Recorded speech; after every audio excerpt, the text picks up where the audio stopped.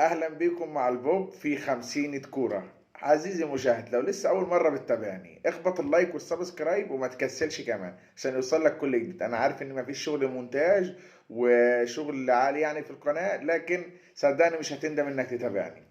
هنبدأ مباشرة ودوري ابطال اوروبا. قرعة ساخنة، قرعة ساخنة في جانب وقرعة بتدي الطموح في جانب اخر. بمعنى كرة حطت ريال مدريد في وسط معمعة الموسم اللي فات وقصاد تشيلسي من جديد. مانشستر سيتي هيقابل بايرن، مباراة ساخنة نهائي مبكر.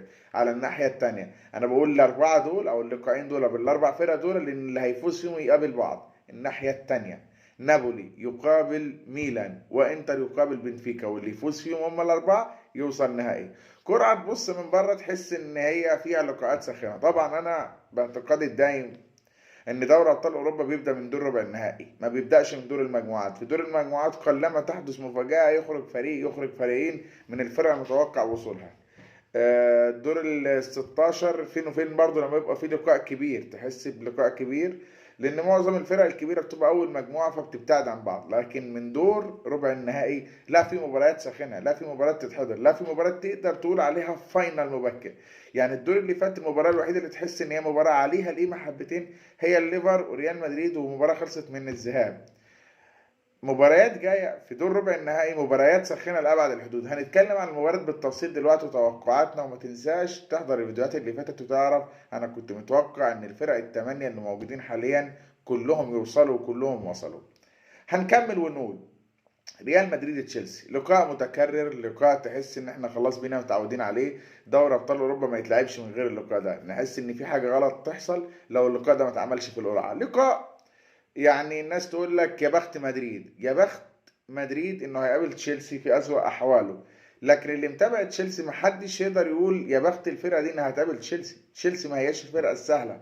تشيلسي للعلم وللذكر بطل دوري ابطال اوروبا من سنتين. تشيلسي للذكر من افضل الانديه الانجليزيه خصوصا على المستوى الاوروبي. تشيلسي فريق تقيل لابعد الحدود. فيا بخت مدريد، نظريا على الورق مدريد اقوى طبعا، مفيش حد ينكر لسببين. اولا عدم استقرار تشيلسي نفس الوضع اللي كان في ليفربول. الوضع الثاني ريال مدريد بطل البطوله بيلعب بمستوى ثابت اوروبيا غير مستواه محليا خالص. فموضوع تحس كده يعني مدريد على الورق اقرب حبتين. لكن مباراة توقعاتي من وجهة نظري خصوصا ان الاياب هيكون في ملعب تشيلسي في انجلترا مش هتكون سهلة ابدا على ريال مدريد. لقاء لو هتحسب هتقول 55 45، لقاء هيشهد اثارة كبيرة خصوصا في مباراة تشيلسي وريال مدريد. مباريات غالبا بتبقى مفتوحة. اتوقع لو لقاء الذهاب انتهى بفرق هدف هنشوف مباراة عودة لابعد الحدود هتبقى مثيرة. دي من وجهة نظري. توقعي الاول للمباراة الاولى زي ما قلت لك ريال مدريد فريق عنيد، فريق كبير، فريق فيه ميزة مش موجودة في معظم فرق اوروبا. فريق تحسه في دوري ابطال اوروبا متمرس. عارفين يعني ايه متمرس؟ يعني متعود، اللي هو بيوصل بيلعب البطولة دي من غير ستريس، على عكس معظم الفرق واللعيبة اللي بتلعب في الفرق الاخرى. يعني لما تبص في ريال مدريد تلاقي ان بنزيما، مودريتش، كروز، لعيبه لعبه، فاسكيز، اسينسيو، لعيبه لعبه اربعه فاينل دوري ابطال اوروبا، لعيبه معاها خمسه دوري ابطال اوروبا. في لعيبه لعبه اربعه فاينل ولعيبه لعبه خمسه فاينل. بس لعيبه معاها اربعه وخمسه دوري ابطال اوروبا، فبالنسبه لهم البطوله دي عاديه. يعني بالنسبه لهم اي مباراه في دوري ابطال اوروبا هتبقى عاديه. والدليل على ذلك اللي شفته في ماتش ليفربول لما كانوا خسرانين 2-0 في الانفيلد، ملعب الجحيم، رغم ذلك عاملين ريمونتادا بخمس اهداف قبل الدقيقه 60. على الورق وامنيات ان ريال مدريد يصعد، لكن المباراه انا شايفها 55 60 40. الموضوع مش هيزيد عن كده ابدا. واللي فاكر ان اللقاء هيكون سهل على مدريد، إن يعني تاهل مدريد ان حدث هيكون بتعثر او هيكون بصعوبه بالغه. على برضو نفس الفكره ان تشيلسي وارد جدا تلاقي تشيلسي هو اللي بيعدي، لكن زي ما قلت لك على الورق من بره ريال مدريد هو الاقرب الى الان.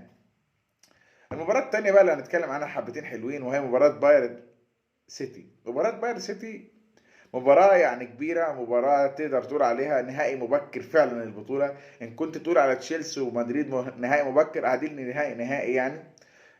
حظ الفرقتين الأسوأ ان هم وقعوا في قرعة بعض. انا شايف ان الفرقتين لو كانوا كملوا بعيد عن بعض كان بنسبة كبيرة ممكن نشوفهم في الفاينل. مين يكسب؟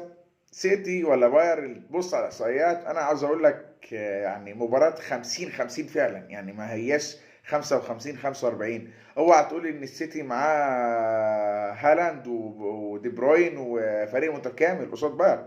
باير افضل فريق اوروبي بيلعب بكثافه.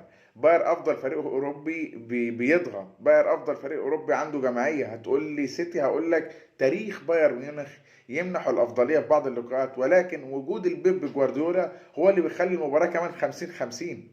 وجود هالاند السنه دي مع سيتي بيدي افضليه للهجوم في سيتي، لان كان دايما مشكله جوارديولا ان في الماتشات الكبيره بتجيله فرص كتير بس اللعيبه بتاعته مش بتخلص.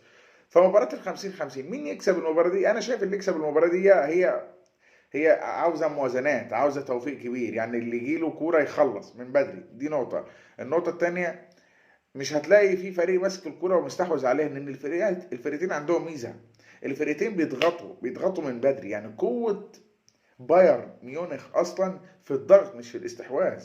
ما بيخليكش تتهنى بكوره. المباراه اللي فاتت قصاد باريس لما تراجع حبتين، لكن في تراجع حبتين ما مخليش باريس برضه بهدف. يعني فكره اللا عشوائيه، اللعب بعشوائيه، احنا مش همسك كوره بس مش هتيجي علينا، انا همسك كوره هروح عليك. هي ميزه دايما فرق بايرن، فرق المانيا وبايرن ميونخ بالذات. دايما لو بتتابعوا تلاقي ان الفريق عنده استعداد يجيب الاول والثاني والثالث والرابع والخامس والسادس والسابع والثامن وما عندوش اي مشكله في اي حوار.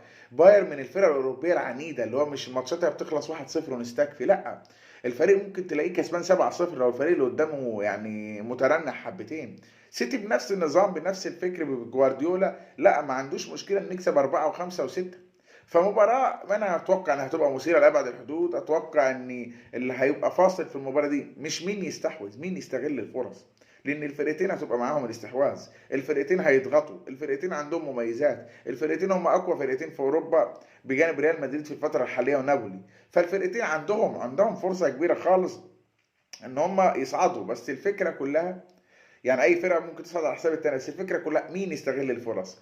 انا شايف ان لو السيتي اتقدم هتبقى مشكله للبايرن، لان السيتي بيعرف يموت لاعب. لكن لو البايرن اتقدم انا شايف ان السيتي ممكن يروح في الرجلين، لان بايرن زي ما قلت لك فريق ما بيرحمش، فريق عنده استعداد يدي اي فريق اي سكور باي نتيجه. انا كنت دايما اقول ان البايرن فريق بلا قلب، يعني ما بيرحمش الفريق اللي قدامه. يعني الفريق اللي قدامه ده لو متغفل في المباراه ممكن يشيله 12 مش يشيله 7 و8.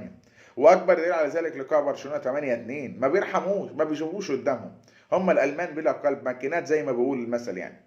المباراه الثالثه انا هتكلم عنها هي ميلان نابولي. يعني هي مباراه الناس تبص من بعيد تقول لك ان يا بخت نابولي، لكن انا شايف لا، هي مش يا بخت نابولي ولا حاجه. انا شايف ان المباراه دي هتكون برضو 40-60 لنابولي. ليه احط ان ميلان ممكن يصعد بدرجه 40%؟ وليه تقول لي مباراه مش تبقى سهله؟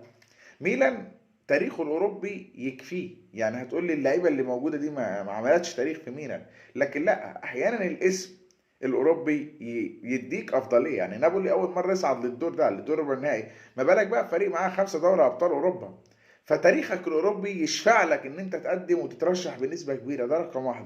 رقم اتنين، الميلان برضو عنده اسماء. الميلان السنه اللي فاتت يعني واخد دوري.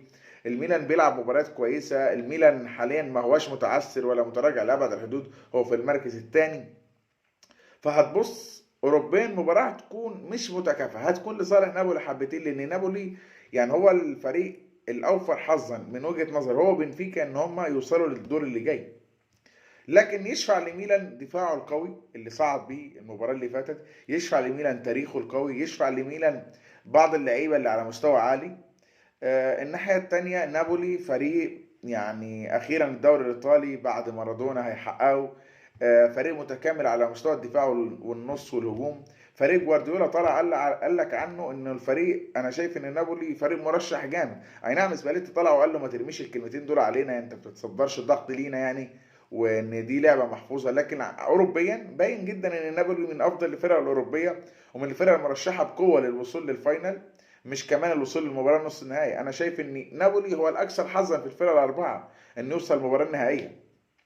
ولكن ما تنساش ان ميلان ما هو الصغير. وكمان هنتكلم بالتفصيل اكتر عن اللقاء ده بعد اللقاء، بمعنى صح هنشوف الدنيا ماشيه ازاي حبتين. هنشوف فعلا نابولي اللي اول مره يصعد للدور ده قادر ان هو يجتاز، وان فعلا الثقافة اللي موجودة عنده حاليا في الدوري ووصوله للمركز الأول والاستحواذ على كل الأرقام هتشفع له في أوروبا ولا لأ؟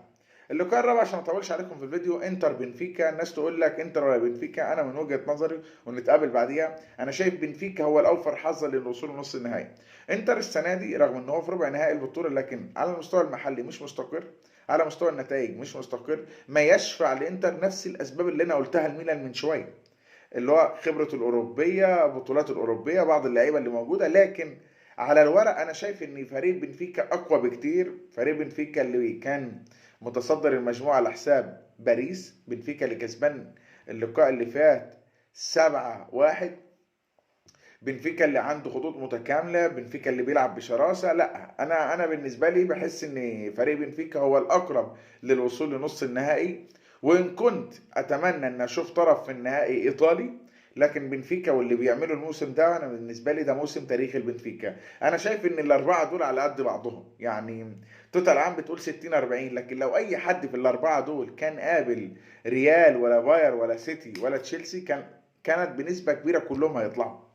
يعني حتى نابولي لو قابل سيتي كنت بنسبه كبيره هتلاقيه بره البطوله، لو قابل بايرن بنسبه كبيره هتلاقيه بره البطوله.